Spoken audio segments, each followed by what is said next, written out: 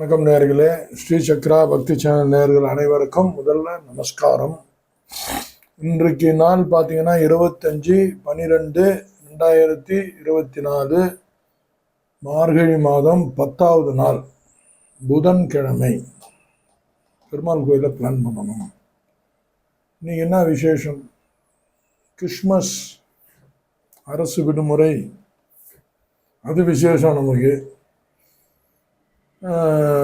Christmas, Jesus அவதரித்தார்.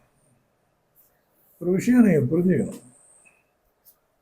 இயேசுநாதரோ சல்லல்லா சபை நபிகளோ கிருஷ்ண பரமாத்மாவோ இந்த பூமியில் ஜெனிக்கலைன்னா இந்த உலகம் எப்படி இருக்குன்னு யோசிச்சுப்பாங்க. அடிக்கடி சொல்லுவாங்க. இவங்கதான் நல்வழிப்படுத்தினாங்க.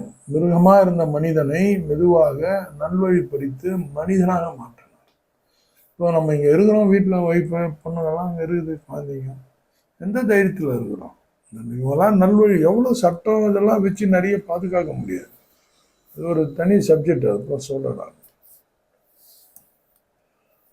இவங்கெல்லாம் அவதரித்து நம்ம மக்கள் எவ்வளோ நல்லது செஞ்சாங்க. கிறிஸ்டின்லாம் நீங்கள் பார்த்தீங்கன்னா ஒரு கண்ணத்தை அறிஞ்சா இன்னொரு கண்ணத்தை காட்டு இதெல்லாம் சொல்லியிருக்காரு. பிராணி எப்படி அவரை சித்திரவதை பண்ணி அந்த சிலுவையில் அரைஞ்சு எதுவுமே மறுப்பு தெரிவிக்காமல் முழுமையாக ஏற்றுக்கொண்டவர். நல்ல மனிதர், நல்ல தெய்வ நிலை போனவர். உலகமே கொண்டாடுது இன்னைக்கு கிறிஸ்மஸ். சந்தோஷமான விஷயம். இன்றைய நட்சத்திரம் பார்த்தீங்கன்னா சுவாதி. அவர் தான் இயேசுநாதருக்கு அதிபதி. யாருன்னா ராகு தான். இஸ்லாமியருக்கு அதிபதி யாருன்னா கேது தான். இங்கிருந்து போனவங்க தானே. இங்கிருந்து போய் அவங்களுக்கென்று ஒரு மதத்தை அமைத்து கொண்டது. ராகும் கேது முதன்மைப்படுத்தி கொண்டார். இந்த நட்சத்திரமே வருது இன்னைக்கு. இயேசுநாதர் பர்த் டேட் எடுத்து பார்த்தா சுவாதி நட்சத்திரம் தான் வரும்னு நினைக்கிறேன் நான். எனவே நீங்க சந்திராஷ்டம் பார்த்தீங்கன்னா பூரட்டாதி உத்திரட்டாதி மீனராசிக்கு போயிடுச்சு. ரொம்ப உஷாராக இருக்கணும். மீனராசி நேயர்கள் ரொம்ப நல்லா கொஞ்சம் கவனமாக இருக்கணும். எடிட் பண்ணி பேசணும், வழக்கு போடணும். இன்றைய நாள் சிறப்பாக இருக்கணும். எல்லாருக்கும் ஆரம்பிக்கலாம். மேஷராசி நேயர்களுக்கு வெற்றி தரக்கூடிய ஒரு நாள். லீவு தான், ஏதோ ஒரு வெற்றி, சின்ன சின்ன வெற்றி. ரிஷபராசி நேயர்களுக்கு பார்த்தீங்கன்னா ஒரு பாசம் நிறைந்த அன்பு பரிமாற்றம்.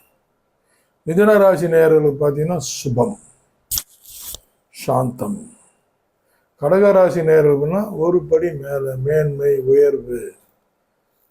சிம்ம ராசி நேயர்களுக்கு நட்பு வட்டாரங்களுடன் கலந்துக்கூடிய ஒரு நாள். சண்டை சச்சரவு இல்லாமல் அழகாக இருக்கும். கன்னிராசி நேயர்கள்னா அமைதி. துலாம் ராசி நேயர்களுக்கு பார்த்தீங்கன்னா புகழ். அடுத்தவங்க இன்னைக்கு ஒர்க்கு நல்லா இருக்கும்போது இன்னைக்கு மனைவிமார் குழந்தைங்க நல்வழிப்படுத்தவும். விருச்சிக ராசி நேயர்களுக்குன்னா ஆதரவு தரும். மற்ற ராசிக்காரர்கள் இவர்களுக்கு ஆதரவு அளிப்பார்கள். இவர்களும் மற்றவர்களுக்கு அனுசரித்து போவார்கள். தனுசு ராசி நேயர்களே அடுத்த ஸ்டெப் மேன்மை தரக்கூடிய. அடுத்து வர வியாழன் வெள்ளி சனியில் ஏதாவது ஒரு ஹோம்ஒர்க் இருக்கும், அதுக்கு இன்னைக்கு ரூட்டு போட்டு கரெக்டாக வச்சுப்பாங்க. மகர ராசி நேயர்களுக்கு பெருமூச்சு விடுவாங்க. அப்பாடி ஒர்க்கு முடிஞ்சிடும், ஏதாவது ஒரு ஒர்க்கு. கும்பராசி நேயர்களுக்கு இன்னைக்கு குழந்தைங்கள ஆக்ஷன், ஏதாவது செலவு, நண்பர் வட்டாரத்தில் ஒரு செலவு, இந்த மாதிரி. மீனராசி நேயர்களுக்கு இன்னைக்கு போட்டா போட்டி இருக்கும், தவிருங்க. எதுக்கு போட்டா போட்டி போடும்? வீட்டில் தான் இருப்பீங்க, மக்கள் கூட தான். என்னத்துக்கு விட்டு கொடுத்து போங்க. காலையில் வணிசை போடணும், அடுத்து பத்திரை, அடுத்து பவம். 3 பட்டு வருது. விடியாலம் வணிசை 10 மணி வரைக்கும், பத்திரை 11 மணிக்கு. நாளைக்கு கூட போடலாம் பவமே. இன்னைக்கு போடுறதா இருந்தாலும் 10-11 மணிக்கு மேலே போட முடியாது, நாளைக்கே போடும். வணிசை பத்திரை நல்லாயிருக்கும். கருணாதிபதிக்கு வழக்கு போடணும், ரொம்ப சிறப்பாக இருக்கும். நல்லா இருக்கும் மேட்ரு. அதாவது எந்த ஒரு மனிதனும் சரி, எந்த ஒரு பெண்மணியோ சரி, இந்த பூமிக்கு ஜனிக்கும் போது அவங்க வளரும் தருமாயில் சம்திங் ஸ்பெஷல் நான் அதை நிரூபிக்க வாழ்நாள் முழுவதும் போராடி கொண்டிருக்கிறான். இன்க்ளூடிங் மீ இதை நீங்கள் பார்க்குற நீங்களும் சரி. யாராவது ஒருத்தர் நம்ம சராசரி வாழ்க்கை வாழ்ந்துட்டு போயிடலான்னு நினைக்கிறோமா? ஏதாவது ஒன்று நம்ம சாதிச்சு காட்டணும் அப்படின்னு உள்ள வெளியில் சொல்லனாலும் அந்த உள்ள அந்த போராட்டம் இருக்கும் இப்படியாவது. ஆனால் அதை செஞ்சானான்னு பார்த்தீங்கன்னா அவன் முடிஞ்சிட்டு போகும்போது பார்த்தீங்கன்னா இல்லை. அனைவரும் இந்த பூமிக்கு வரும்போது எதையாவது அனைத்தையும் சாதித்து விட வேண்டும் என்றே வருகிறார்கள். ஆனால் அவர்கள் செல்லும் போது எதுவும் சாதிக்காமல் போகிறார்கள். இங்கே மிச்சம் மீதி இருக்கிறது என்ன? நம்ம போராட்டம், நம்ம பண கஷ்டம், நம்ம எல்லா பிரச்சனையும் அந்த போராட்டத்தில் வந்து மாட்டின்னு எல்லாம் சில பேர் இடத்துல கெட்ட பேர் எல்லாம்.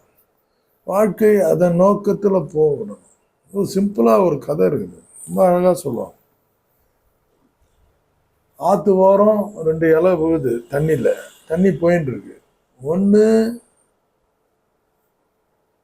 ஆற்று கூட நான் போயிடுறேன்னு சொல்லிட்டு அது கூடவே போயிடுது.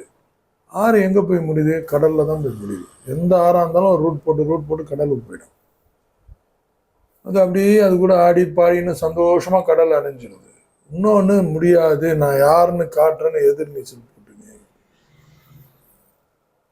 கடைசியாக எவ்வளோ நேரம் ஒரு இடத்துல நிற்க முடியாது, சக்கரம் பேக்கு திரும்பி அங்கேயே நிற்க, சக்கரம் பேக்கு. அது நிறைய இந்த எறும்புகள்லாம் நீங்கள் பார்ப்பீங்க, தண்ணியில் போகும்போது பார்த்தா தெரியும். போராட்டம். கடைசியில் ஒரு ஸ்டேஜில் பாதி வயலில் முடிஞ்சு போகுது வாழ்க்கை. திரும்பி அதுவும் கடலில் தான் போய் சேருது. ஆனால் இதில் என்ன ஒரு விஷயம்னா, 2 பேருமே கடலில் தான் போய் சேர போகிறோம். அது கூட ஆடி பாடின்னு போனால் கிருஷ்ணர் வழி, எதிர்த்து போராடின்னு முயற்சி போனால் நிம்மதி இல்லாத ஒரு வழி. அதனால் எல்லாருமே ஏதோ ஒன்று சாதிக்கணும் தான் வரும். போகும்போது பார்த்தீங்கன்னா எதுவுமே கிடையாது, சாதிப்பே கிடையாது. அதனால் இருப்பதை ஏற்றுக்கொண்டு, நடப்பதை ஏற்றுக்கொண்டு, வாழ்க்கையை கவனித்து கொண்டு, வாழ்க்கையுடனே நெடிய பயணத்தை நாம் வகுத்து கொள்ள வேண்டும். வாழ்க்கை சிறப்பானதாக இருக்கும். இன்றைய நாள் சிறப்பாக அமையணும்னு வாழ்த்துக்கள். நன்றி.